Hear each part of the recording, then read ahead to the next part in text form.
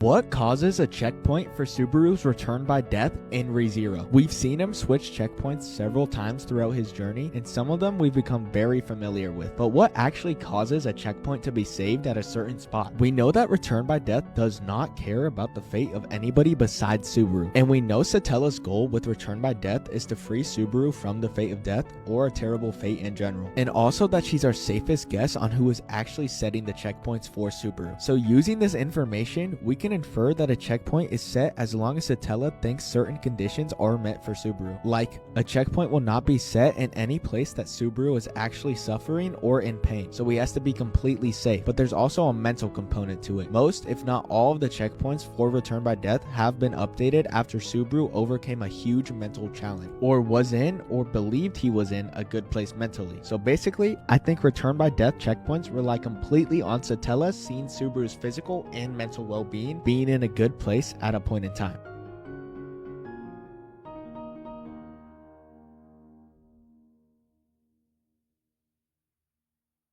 Did you know that in ReZero, Amelia was able to severely injure Reinhard? In the Wrath If story, Subaru decides to not sacrifice himself to save Rem from the shaman's curse, and instead have Beatrice help him fight Ram off. Together, they would defeat Ram, and Subaru would go down a very dark path where he would not care for the lives of people and would become the founder of a criminal organization called Pleiades. Subaru would become known as the Purge King, as he would lead his organization to unalive over 120,000 people. 2 years later, Subaru would return to the mansion, and he would unalive Roswell so he could take Amelia back to his organization's headquarters, as he believed she would be safer there. However, Lugunica would hear about him unaliving Roswell and would send Reinhard to his headquarters to put an end to him and the organization for good. Once he was there, Reinhard would battle one of Subaru's subordinates. Reinhard would be injured in the battle, but he would win, and afterwards he would run into Amelia. He would plead with her to return to Lugunica with him, but she would refuse. Suddenly, without thinking, she would summon an ice sword that would stab Reinhard, causing him to fall to his knees and severely injuring him. Amelia's trust in Subaru's actions and not wanting to lose him caused her to attack unconsciously, which also caused Reinhard's divine protections to fail, allowing Amelia to land her attack. Did you know that in ReZero, Reinhard has had a very tragic past? 2 years after Reinhard was born, his mom would get a condition that would put her in a coma-like state. Due to her condition, Reinhard's father, Heinkel, would become desperate in searching for a cure. However, despite his efforts, he was unable to find one. As a result, Heinkel would fall into a deep depression and would slowly start to ignore Reinhard. A few years later, Heinkel would be tasked with going to fight the white whale, but he ultimately refused to go, and it would force his mom, who is also Wilhelm's wife, and at the time the current sword saint, Theresa, to go fight the whale in his place. During the battle, Theresa would lose the divine protection of the sword saint, as it would be transferred to Reinhard, and that would cause her to lose the battle and be unalived. Due to the divine protection being transferred and causing the loss of Theresa, both Wilhelm and Heinkel would blame Reinhard for Theresa's passing, even though he had no control over it, and as a result, Reinhard would be hated by his very own family. Did you know what caused the virus that wiped out 90% of humanity in Seraph of the End? As of the anime, we basically know nothing about why the virus happened. But in the manga, it's revealed that the virus was actually a punishment sent by a god because of a human committing a forbidden act. This means that someone had to do something so bad that it earned the punishment of taking out 90% of humanity. And as it turns out, there are 3 major acts that this god sees as the worst. And those are the creation of life, the prolonging of life, and the resurrection of life. However, we know that humans regularly reproduce and have families, and they've done that for their entire time on Earth. So the act of creating life isn't what caused the virus. Then there's the act of prolonging life, which is also common among humans through medicine and healthcare. So that narrows it down to resurrecting people from the dead. And it turns out that someone that we know really well committed this act by resurrecting his friends and willingly causing the virus. But I honestly wasn't that surprised when I found out, because he's been suspicious the entire series, and that person is Gurren. Did you know that in ReZero, the real reason behind why the letter that was sent to the mansion in Arc 3 ended up being blank?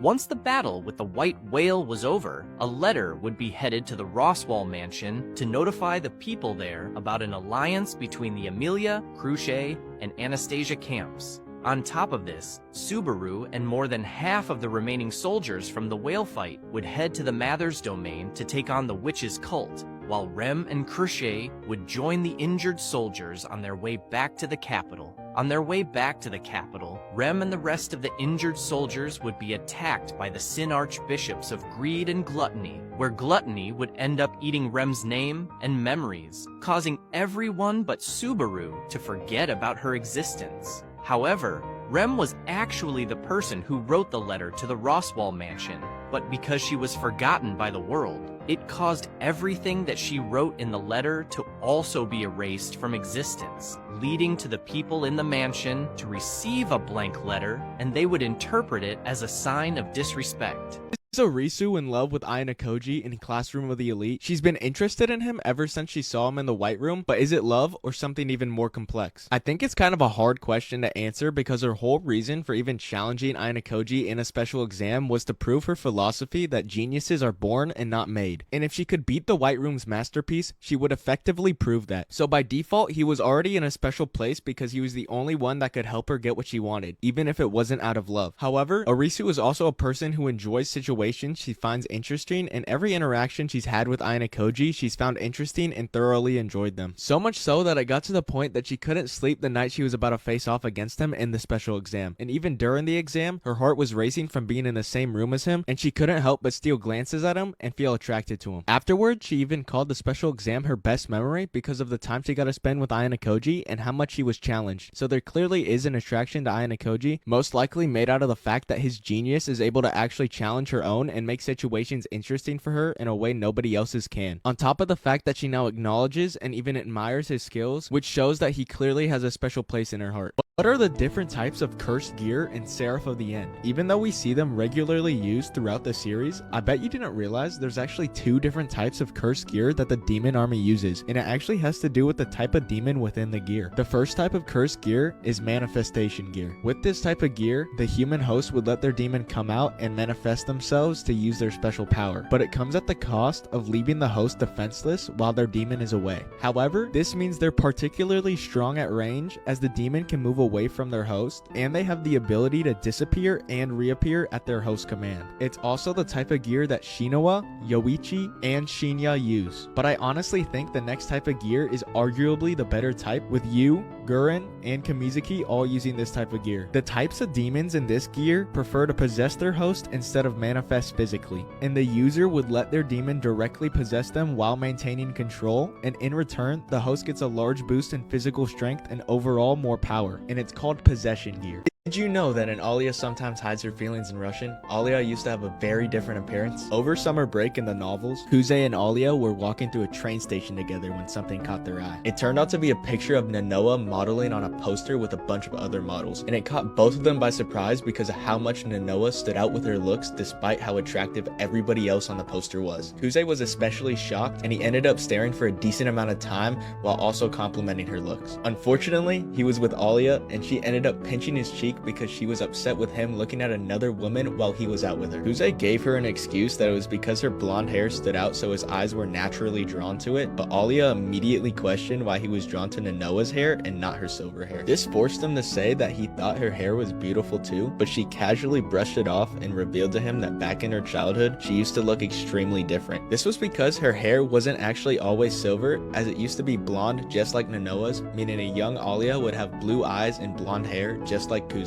childhood friend. Did you know why Kuze wasn't invited to Alia's birthday party and Alia sometimes hides her feelings in Russian? They were friends long before Alia turned 15, and even though being invited to a birthday party was a show of friendship in Russia, for some reason, Alia still didn't invite him. However, in the light novels, this gets revealed. After Alia hung up the phone with Kuze, where she found out that she missed his birthday, she began overthinking about if they were really friends or not. It was then that she remembered remembered that she also didn't invite him to her birthday party the year before, but she also recalled her embarrassing excuse as to why. To her, her birthday was an entirely different situation. This was because she genuinely wanted to invite him to her party, but since Kuze was her only friend, he'd be the only person there who wasn't a part of her family. On top of this, Kuze was a boy, and this made Alia scared that her family would tease her about it daily, so she decided not to invite him.